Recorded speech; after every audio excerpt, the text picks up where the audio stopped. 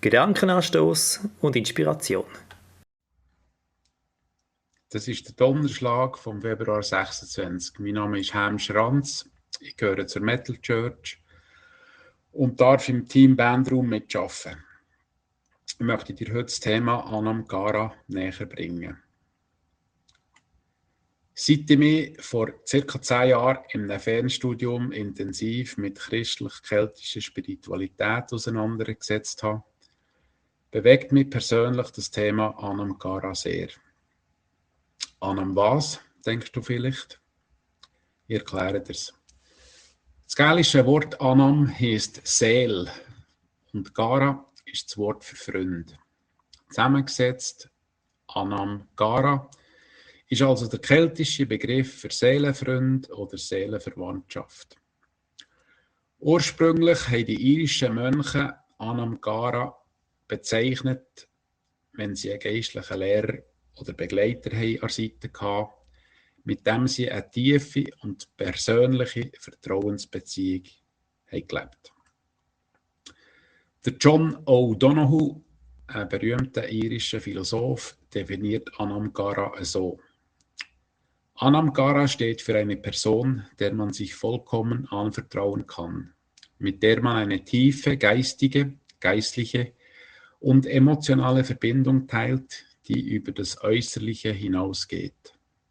Es bedeutet, dass ich bei meinem Gegenüber so sein kann, wie ich bin und angenommen werde mit meinem ganzen Sein, mit meinen Stärken und Schwächen, Sünden und Fehlern, Gaben und Talenten.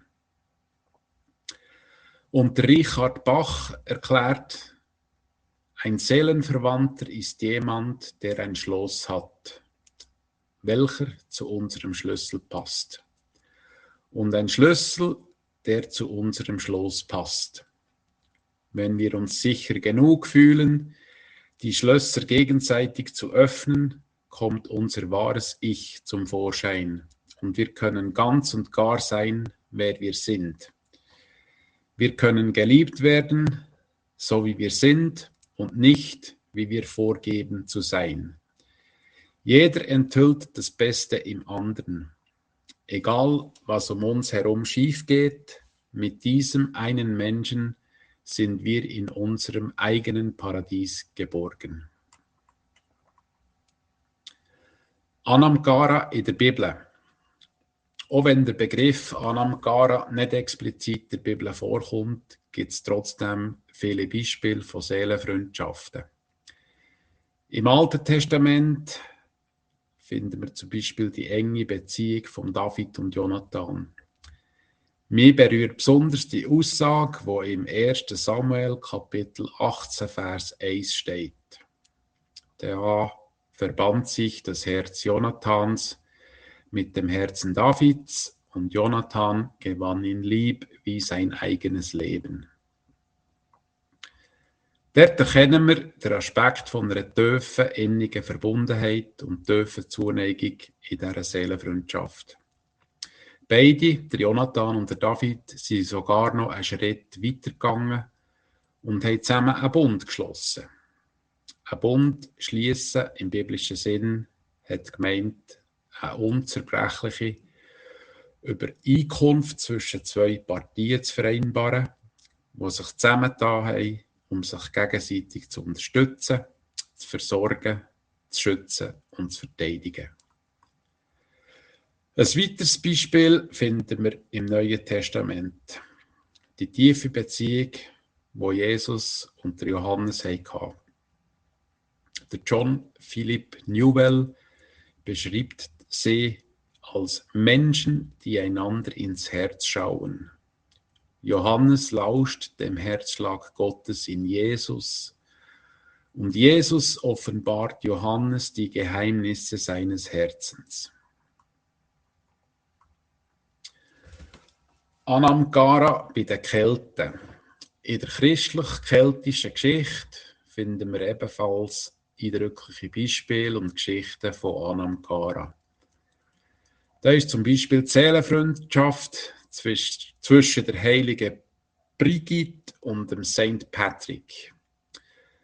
Der Oliver Davies schreibt dazu, ihr gegenseitiges Anliegen war es, in allen Dingen für eine geordnete Führung ihrer beiden Seelen zu sorgen. Weitere Seelenfreundschaften haben bestanden zwischen Cuthbert und der Elfleda, St. Columba und St. Molais, St. Brendan und der Äbtissin Ita von Kildy oder auch zwischen Gallus und dem Columbanus. Und jetzt, hier, ich, Anam-Cara, Seelenfreundschaft. Im Leben von ganz vielen Menschen besteht das Bedürfnis nach einem Anam-Cara, einem Seelenfreund oder einer Seelenfreundin. Die Sehnsucht nach einem Gegenüber, der mich versteht, annimmt, mir im Namen Gottes Beichte abnimmt und Sündenvergebung zuspricht, mich ermutigt, korrigiert und begleitet. Ja, die Sehnsucht haben viele Menschen in sich. Anam-Cara, ein Seelenfreund oder eine Seelenfreundin, das ist weit mehr als ein Kumpel oder eine Kollegin, wo man es gut hat im Ausgang. Es ist mehr als ein Kollege, Kollegin, wo man an Konzert gehen kann und es gut hat zusammen. Und es ist schon mehr als ein Sparringpartner, mit dem du zusammen für einen Marathon trainierst. In einer solchen Beziehung sind oberflächliche Konversationen und Smalltalk nicht so wichtig. Funktionale Lügen und Halbwahrheiten, wie wir es etwa im gesellschaftlichen Umgang pflegen, fallen weg. Ich kann so sein, wie ich wirklich bin. Ich werde gesehen, angenommen und darf mehr sein in meinem ureigenen Selbst. Und, wo ich verstanden werde, dort bin ich daheim. Eine Seelenfreundschaft kann man nicht machen, sie ist ein Geschenk. Aber wenn die Voraussetzungen stimmen, kann sie dort wachsen, wo sich zwei Menschen in einer Zweierschaft verbindlich miteinander auf den Weg machen. Und sich dann in regelmässigen Abständen treffen, um vertrauensvoll ihr Leben, ihr Herz, ihre Sorgen und Nöte und Anliegen zu teilen.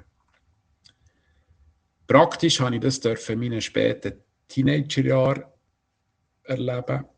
Ich hatte dort einen Seelenfreund und mit dem durfte unterwegs sein. Aktuell freue ich mich über die Zweierschaft, die ich leben mit dem Jöch aus der Metal Church. Das ist eine grosse Bereicherung für mich.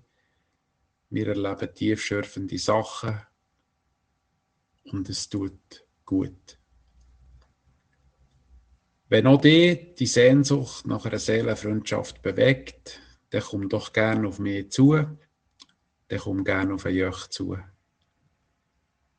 Wir können zusammen ins Gespräch kommen, Fragen anschauen und über Erfahrungen und Erlebnisse austauschen.